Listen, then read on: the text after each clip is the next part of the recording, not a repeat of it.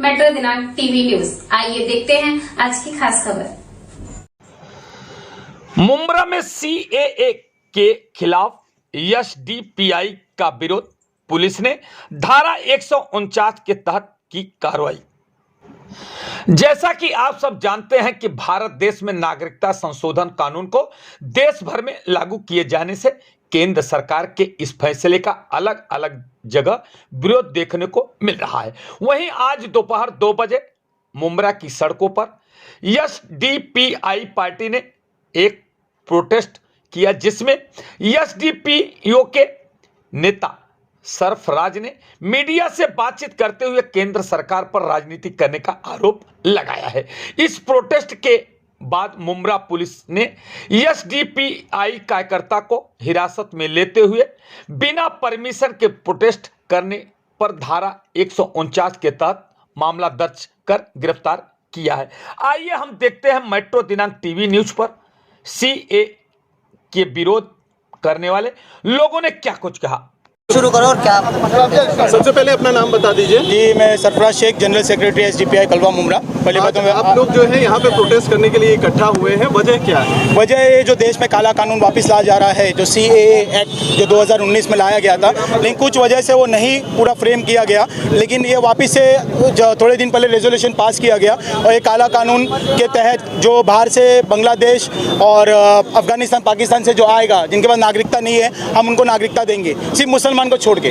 तो ये काला कानून के साथ एनसीआर भी लाया जाएगा। जो एनसीआर जो आने वाले सेंसस में एनपीआर होगा, जो एनसीआर में नहीं आया तो उनको सीधा वो सिटीजनशिप से घोषित मतलब बॉयकॉट कर देंगे, उनको डिटेक्शन कैंप भेज देंगे और उनकी प्रॉपर्टी सीज किया जाएगा। तो ये काला कानून बहुत गंदा कानून है, इसको हम इसलिए ये वापस करना चाहिए, इसको बॉयकॉट करना चाहिए। उसके लिए हमने आज एसडीपीआई वालों ने प्रोटेस्ट रखा था।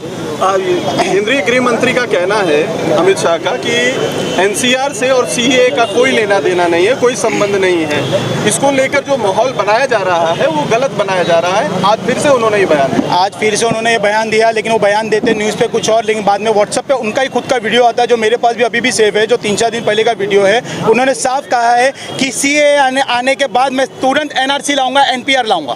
तो मतलब क्या हो गया, जो नागरिकता में साबित नहीं हुआ, जो बाहर से आए हैं, जो नागरिकता में साबित नहीं हुआ, वो ये तहत के एक्ट से उनको नागरिकता मिल जाएगी, लेकिन जो मुसलमान है वो बाहर हो जाएंगे। तो मुसलमान और जो दूसरी बैकवर्ड कम्युनिटीज़ है वो कहाँ जाएंगी? वो ये एनआरसी के कानून के तहत अगर वो नागरिकता में नहीं आए तो उनको सीधा डिटेंशन कैंप भेजा जाएगा और उनकी प्रॉपर्टी सीज किया जाएगा। आप अमित शाह के जो स्टेटमेंट में आप जो बोल रहे हैं वो तो मेरे को नहीं मालूम, लेकिन मैंने जो वीडियो देखा हूँ 2-3 दिन पहले का, उसमें उन्होंने साफ बोला कि सीएए के बाद मैं एनआरसी एनपीआर सब लेके आऊँगा। अभी अगर आप ये देखेंगे तो सीएए जो है वो एनपीआर और एनआरसी का जो है वो फर्स्ट स्टेप है, ठीक है। तो पहले सीएए होगा। सीएए क्या है? सिटीजनशिप अमेंडमेंट एक्ट है। इसके अंदर क्या होगा, डॉक्यूमेंटेशन वगैरह चेक होंगे। डॉक्यूमेंटेशन जिन लोगों के करेक्ट नहीं है और जिन लोगों के करेक्ट है वो क्वालिफाई होंगे एनपीआर के लिए, नेशनल पॉपुलेशन रजिस्टर के लिए। वहाँ पर जब वो लोग क्वालिफाई होंगे, उसके बाद जो लोग नहीं वहाँ पर क्वालिफाई होंगे वो डी वोटर्स कैटेगरी में आ जाएंगे, मतलब उनका जो है इस देश के अंदर कोई हक और कोई चीज़ें नहीं रहेगी। उसके बाद जो होगा नेशनल रजिस्ट्री ऑफ सिटीजनशिप होगा।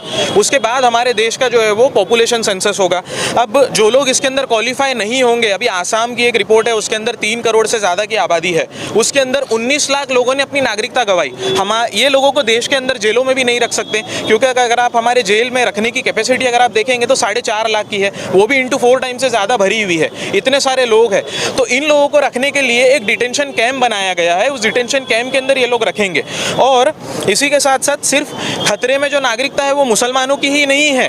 जो भी लोग इसके अंदर अपनी सिटीजनशिप नहीं प्रूव कर पाएंगे, वो दलित है, SC ST है, OBC है, बैकवर्ड क्लास है, माइनॉरिटीज़ है, ये सारे लोग ये प्रॉब्लम को जो है आने वाले टाइम में फेस करेंगे। और 2019 के अंदर बीजेपी गवर्नमेंट ने सुप्रीम कोर्ट के अंदर एक एफिडेविट फाइल किया था, जिसके अंदर उन्होंने सुप्रीम कोर्ट को ये बताया था कि वोटर आईडी, आधार कार्ड, पैन कार्ड और भी जितने डॉक्यूमेंट्स है, ये सिटीजनशिप प्रूफ करने के लिए हम इसको काउंट नहीं करेंगे आगे चल के। उसके बाद ये होता है कि हमको इससे ये कानून के ज़रिए से जितने लोग इसमें बच जाते हैं उनको सेकंड लेवल का सिटीजनशिप बनाने की कोशिश की जा रही है। और जो बीजेपी के ज़रिए से पोलराइजेशन हमारे देश के अंदर चल रहा है वो चल ही रहा है, डिवाइड एंड रूल की पॉलिटिक्स जो चल रही है वो चल ही रही है। और ये चीज़ों को देखते हुए हमारी पार्टी ने कल सुप्रीम कोर्ट के अंदर पिटीशन फाइल किया है और हम लोग इसके लिए जो है तो लीगल फाइट लड़ेंगे सुप्रीम कोर्ट के अंदर। अमित शाह का कहना है कि सीएए कानून जो बना है वो सिटीजनशिप देने का कानून है, सिटीजनशिप लेने का कानून नहीं है। पहली बात।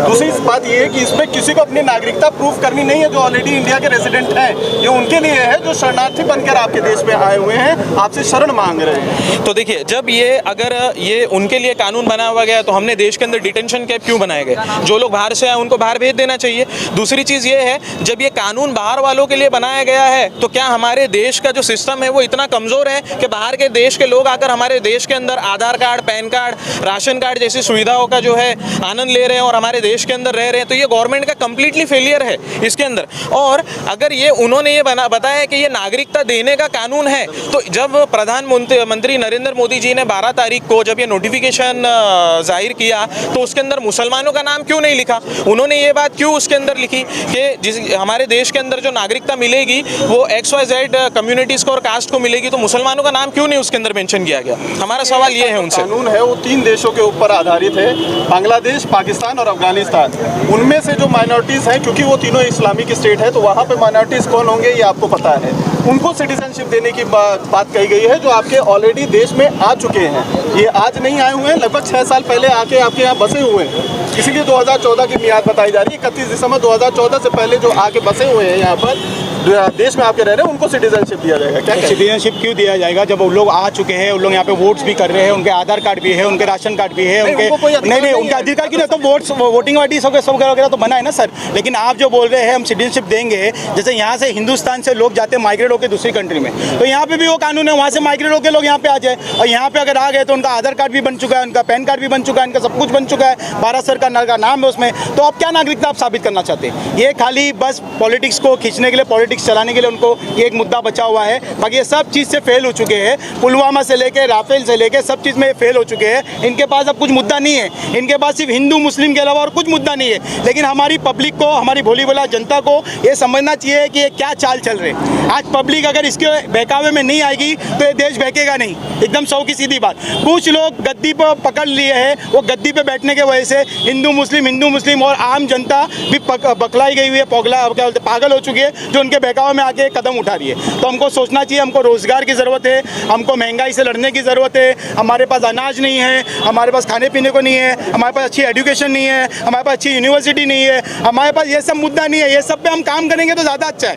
आज बेटी बचाओ बेटी पढ़ाओ के ऊपर आप नारे लगा रहे हैं, हम बेटी बचाओ बेटी पढ़ाओ, बेटी सुरक्षित कहाँ है? आप घुसपैठियों की बात करें, आपके हिंदुस्तान में, अरुणाचल प्रदेश में चाइना इतना घुस चुका है, उसके बारे में तो पहले सोचो, फिर बाद में दूसरों को नागरिकता देने के बारे में सोचना। पहले वो तो पूरा हमारा कंट्री को कब्जा, आधा हिस्सा कब्जा कर लिया। अरे पहले उनको तो बाहर निकालो। कहाँ है वो 56 इंच वाले हमारे प्राइम मिनिस्टर जी? वो तो जाके वहाँ खड़े होंगे, 56 इंच देख के भी चाइना वाले डर के भाग जाएंगे। तो उनको ये सब काम करना चाहिए। ये सब वो अम्बेडकर वाली आजाद देश में आजादी आजादी आजादी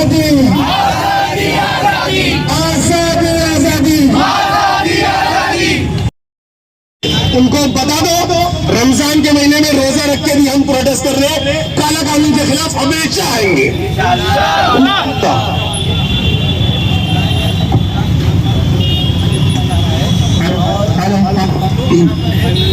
ये आज